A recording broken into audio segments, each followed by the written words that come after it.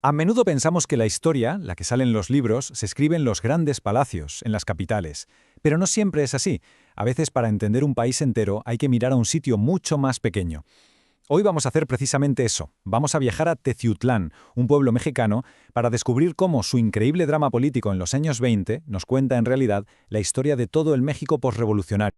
Y esta historia no arranca con una figura heroica, no. Empieza con algo mucho más tangible, una división, casi como una cicatriz en el mapa del pueblo. Pensemos en Teciutlán partido en dos. Por un lado, las humildes casas de adobe de los trabajadores. Por el otro, las imponentes residencias de la élite.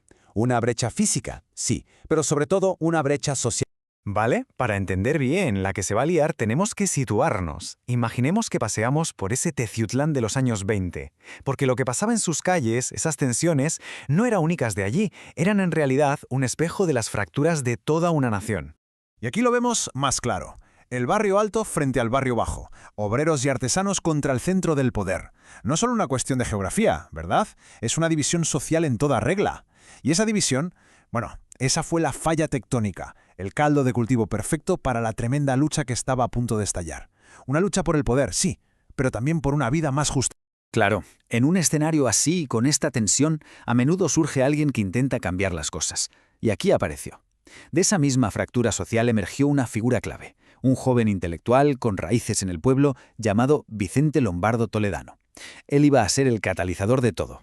Entonces, ¿qué significaba ser lombardista? Ojo, porque no era solo ponerse una etiqueta política. Ser lombardista era mucho más. Significaba creer en una visión completamente nueva, no solo para Teciutlán, sino con la vista puesta en todo el país. Y no se quedaron en las ideas, ¿eh? Tenían un plan, una hoja de ruta muy clara. Primero, montar un partido para hacer frente al poder establecido. Segundo, crear lo que llamaron una junta de mejoras para atender las necesidades reales de la gente. Tercero, y esto es clave, darle por fin una voz a todos los que nunca la habían tenido.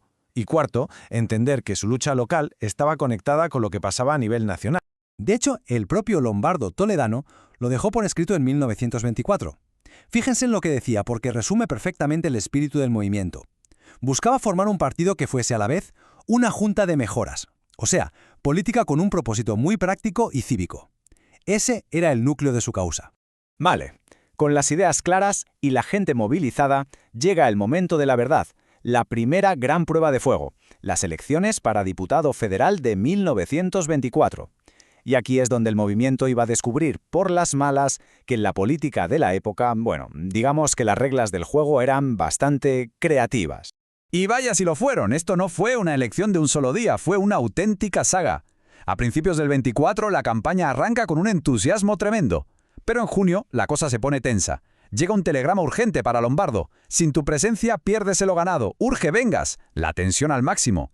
Llega el día de la votación en julio y... caos. Nadie se pone de acuerdo. Total, que para agosto sigue sin haber un ganador claro. Y la patata caliente pasa a la Ciudad de México. Y claro, cada bando contaba una historia totalmente diferente. Para los lombardistas fue un ejemplo de honradez y civismo puro, una victoria indiscutible. Para la oposición, pues todo lo contrario. Hablaban de atentados electorales y acusaban a Lombardo de sobornar a las autoridades. Vamos, dos realidades paralelas. ¿A quién creer? Como era de esperar, con este nivel de enfrentamiento, las palabras y las acusaciones no iban a ser suficientes.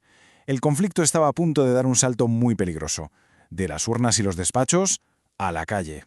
Y aquí es cuando la política empieza a jugarse por otros medios. Si las papeletas no resuelven el problema, se recurre a otra cosa: la intimidación, los arrestos y, como veremos, la violencia más directa. La cosa se empezó a poner seria. Las autoridades locales empezaron la represión. Aquí tenemos un telegrama del propio presidente municipal que lo deja claro. Se detuvo a gente por proferir ataques injuriosos. O sea que ya se detenía a la gente por lo que decía. La tensión, como se puede imaginar, se disparó. Y esa tensión llegó a tal punto que la división física que vimos al principio se hizo literal. Los arrestos llevaron a enfrentamientos, y el barrio de San Rafael, el corazón del movimiento, se declaró territorio libre.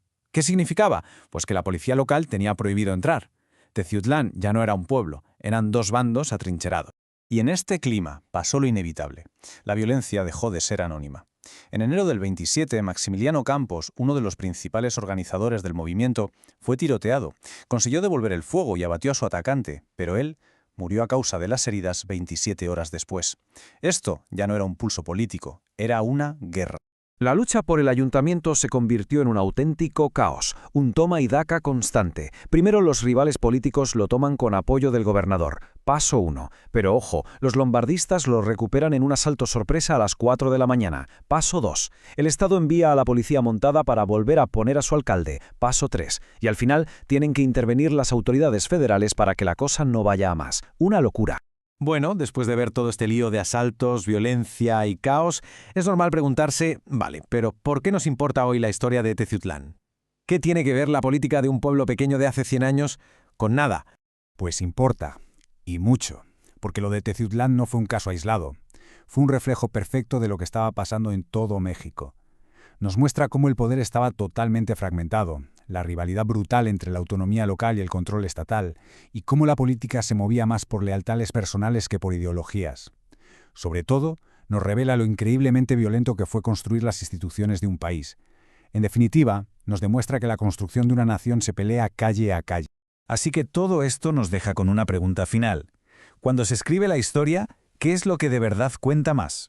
¿Los grandes decretos firmados en despachos de la capital o estas batallas feroces, a veces a vida o muerte, por el alma de un solo pueblo?